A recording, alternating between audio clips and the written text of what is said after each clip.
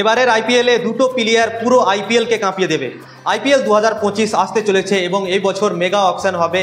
আর আইপিএলের 10টা টিম এখন পর্যন্ত জানে না কি তারা কয়জন করে প্লেয়ার রিটেন করতে পারবে, কিন্তু তার আগে দুটো প্লেয়ার এমন আছেন যারা পুরো অকশনে আগুন লাগিয়ে দিতে পারে। আর সেই দুটো প্লেয়ার আইপিএল 2024 সালে খেলেনি, আর আইপিএল 2025-এ তারা কামব্যাক করবেন এবং নিলামে গিয়ে তারা একদম ঝড় তুলে দিতে পারে নিলামে। তো আমি আপনাদেরকে সেই দুটো প্লেয়ারের নাম বলবো, তার আগে আপনারা এই ভিডিওটাকে পুরোপুরি দেখবেন এবং চ্যানেল নতুন হয়ে থাকলে চ্যানেলটিকে ফলো করে দেবেন আর একটা লাইক করে দেবেন।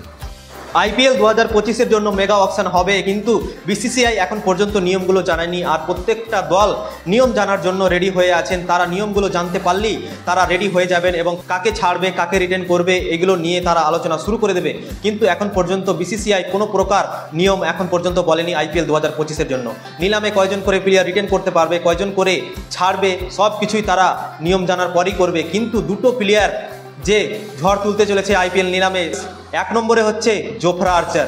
জোফরা আর্চার আইপিএল 2024 সালে খেলেনি এবং আইপিএল 2025-এ সে নিলামে আসবে এবং নিলামে 10টা টিম আছে, 10টা টিমই তাকে নেওয়ার চেষ্টা করবে। কেননা জোফরা আর্চার এমন একটা বলার যে নতুন বলে দারুণ বল করে থাকে এবং সুইং করায় এবং নতুন বলে উইকেট নিয়ে নেয় পাওয়ার প্লেতে।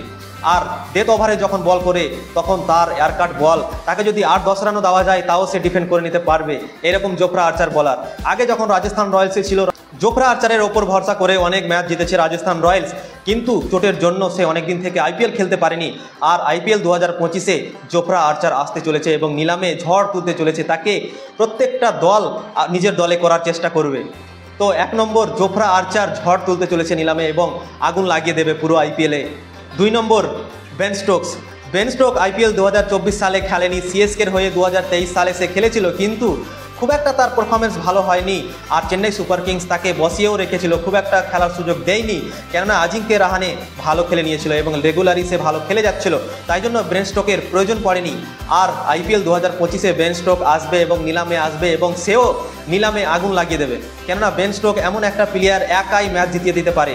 ইংল্যান্ডের তাবড়তোড় অলরাউন্ডার বেন স্টোক এমন একটা অলরাউন্ডার যে তাকে যদি আপনি বল দিয়ে দেন তো বলে কামাল করে দিতে পারে, যদি ব্যাট দিয়ে দেন তাহলে ব্যাটে একাই সে ম্যাচ জিতিয়ে দিতে পারে। বেন স্টোককে আমরা অনেকবার দেখেছি, আইপিএলেও দেখেছি, ইন্টারন্যাশনাল ক্রিকেটও দেখেছি, দারুণ খেলে সে এবং ঝড় তুলতে পারে আইপিএল 2025 সালে। তো এই দুটো প্লেয়ার আইপিএল 2025-এ কামব্যাক করবেন এবং তারা পুরো আইপিএলে ঝড় তুলতে চলেছে।